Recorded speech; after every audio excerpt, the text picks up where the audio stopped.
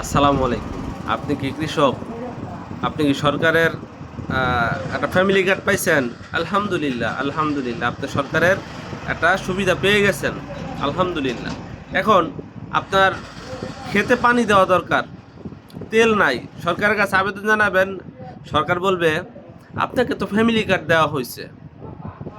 আপনি চুপ থাকবেন। আপনি ফসল উঠাবেন, ফসল কাটার জন্য কামলা পাবেন না, কামলার ময়না বেশি দেওয়া লাগবো। সরকারে জানাবেন, সরকার বলবে আপনি তো ফ্যামিলি কার্ড পাইছেন, আপনার কিসের এত অভাব।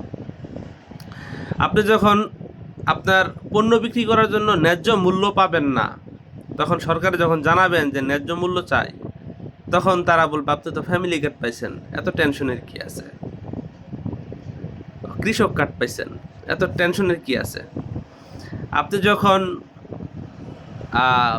ধানের বীজ কিনতে যাবেন, তখন দেখবেন দাম বেশি, সরকারে জানাবেন যে বীজের দাম বেশি হয়ে যেতেছে, সরকার বলবে সমস্যা কি, আপনি তো একটা কৃষক কার্ড পাইছেন।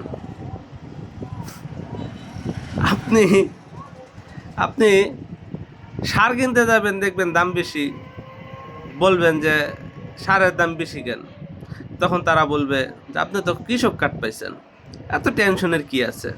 আচ্ছা, এবার দেখেন, আপনি একটা কৃষক কার্ড পাইয়া কি পাইলেন। আপনি একটা কৃষক কার্ড পাইলেন, আপনি বছরে পাইবেন 2500 টাকা, মানে 2500 টাকা পাইবেন বছরে। যেটারে আমি যদি 12 মাসে ভাগ করি, তাহলে আসে আপনার 204 টাকা। প্রতি মাসে 204 টাকা, এটার দৈনিক ভাগ করলে আসে আপনার 6 টাকা 94 পয়সা। এখন কথা হচ্ছে, এই যে আপনার ফ্যামিলি কার্ড পাইলেন, একটা আলাদিনের একটা চেরাক পাইলেন, কিন্তু আপনি সারা বছর আপনার কি কি লস হইল এটা দেখার বিষয় না। আপনি তো ফ্যামিলি কার্ড পাইছেন, ও সরি, আপনার কৃষক কার্ড পাইছেন। এটা আলহামদুলিল্লাহ বলা স্যার, আর কি বলবেন বলেন। আর নতুন করে তো আইন জারি হইতেছে যে কথাও বলা যাবে না, মানে কথা বললে হয়তো সাইবার, আগে শেখ হাসিনার আমলে যে একটা আইন ছিল, যে সাইবারের কি জানি একটা আইন ছিল আর কি, যে কিছু বললে, সরকারের বিরুদ্ধে কিছু বললে সমস্যা হইতো।